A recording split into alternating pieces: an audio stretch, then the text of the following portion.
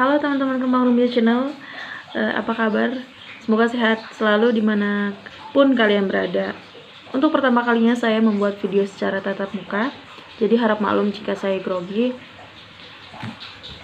Kali ini ada dua buku yang pasti teman-teman tahu. Dua buku ini isinya sama tapi beda judul. Oke, kita akan membahas isyarat yang diberikan Legend S. Parman kepada istrinya. Seperti kita ketahui, orang yang akan pergi atau wafat pasti akan memberikan isyarat kepada orang terdekatnya.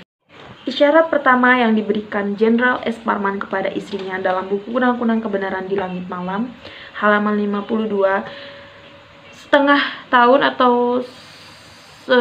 tahun sebelum kejadian G30 SPKI, Jenderal S. Parman pergi keluar, kebetulan lewat makam pahlawan Kalibata, lihat, lalu memarkirkan mobilnya dan keluar dari mobilnya dan bilang ke istrinya, wah, ini makam pahlawan, tamannya para pahlawan, tempat bahagiaku, jangan lupa ya jika aku gugur, makamkan aku di sini, dan jangan lupa di kijingku nanti atau di nisanku nanti ditulis pejuang sejati. Isyarat kedua, Jenderal S. Parman menyuruh ajudannya untuk mencuci fotonya dan diserahkan istrinya dan berpesan, hanya inilah kenang-kenangan untukmu dan inilah satu-satunya peninggalan untukmu, seperti itu. Dan isyarat ketiga, 2 minggu sebelum kejadian G30 SPKI, Jenderal S. Parman pergi ke Nusa Tenggara bersama Jenderal Ahmad Yani dan berpesan kepada istrinya untuk hati-hati atau jaga diri seperti ini. Jeng, hati-hati di rumah. Saya akan pergi ke perbatasan. Mungkin saya akan mati ditembak musuh. Seperti itu isyarat ketiga. Tapi istrinya tetap berpikir positif. Isyarat yang keempat, tanggal 29 September 1965, Jenderal S. Parman atau sehari sebelum kejadian, Jenderal S. Parman menyuruh istrinya untuk jalan-jalan ke Cisalak atau ke Cibubur. Istrinya bingung, kenapa harus pergi jalan-jalan ke Cisalak dan ke Cibubur, udah gitu harus ngelewatin Cawang dan Bipas. Kenapa nggak ke Pasar Baru atau Cikini? Secara wanita kan sukanya belanja, kenapa harus ke sana gitu? Perintah itu akan membuat istrinya bingung, kok aneh gitu. Oke, isyarat yang kelima. Isyarat kelima, sore hari sebelum terjadinya G30 SPKI meletus, Pak Parman mengajak istrinya keliling kota.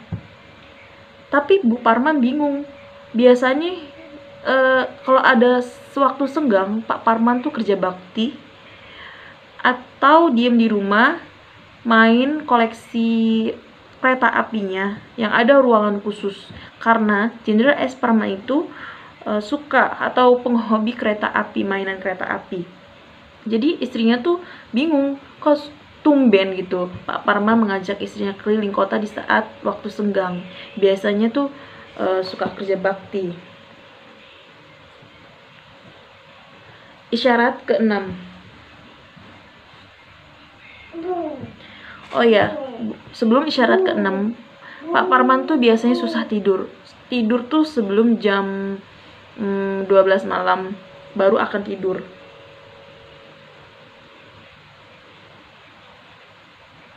Nah, pada saat kejadian malam itu, Pak Parman bilang, loh, pokoknya teman-teman pasti yang sudah nonton film G30 SPKI pasti udah tahu kan, malam kejadian itu Pak Parman mendengar suara burung. Loh, kok banyak sekali burung gereja toh, kata Pak Parman di kamar tamu itu. Terus kata istrinya, sudahlah, tidur aja. Istrinya berusaha menenangkan, tapi Pak Parman bilang lagi, loh, sekarang kok banyak burung seriti. Sejumlah isyarat yang tak lazim itulah seolah-olah mencapai puncak pembenarannya ketika datangnya sebuah tragedi berdarah Jumat subuh 1 Oktober 1965. Dan kejadian itu meletus. Ya, pokoknya itulah isyarat. Tapi saya tidak mau menceritakan kejadian malam itu karena teman-teman pasti sudah tahu filmnya dan akan makan durasi saya nanti. Takut teman-teman bosan. Oke, satu lagi bonus cerita. Tanggal 30 November atau bisa disebut peristiwa Cikini, waktu percobaan pembunuhan Presiden Soekarno. Pada saat itu Bu Parman sedang mengandung. Tetapi pada saat terjadinya pengeboman itu, Bu Parman keguguran karena kaget. Nah, semenjak itu sudah tidak hamil lagi. Jadi Bu Parman dan Pak Parman itu tidak mempunyai seorang anak, tapi mempunyai anak angkat. Saat sempat mau punya, tapi keguguran waktu peristiwa Cikini berlangsung. Itu di buku Monumen Pancasila Sakti karya Sujono. Saya tahu dari Kak Andra Alfama. Pasti teman-teman sejarah tahu siapa itu Kak Andra Alfama. Oke, sekian, terima kasih. Jangan lupa support dengan komenan positif, komenan membangun agar saya bisa semangat lagi berbagi kisah selanjutnya. Terima kasih.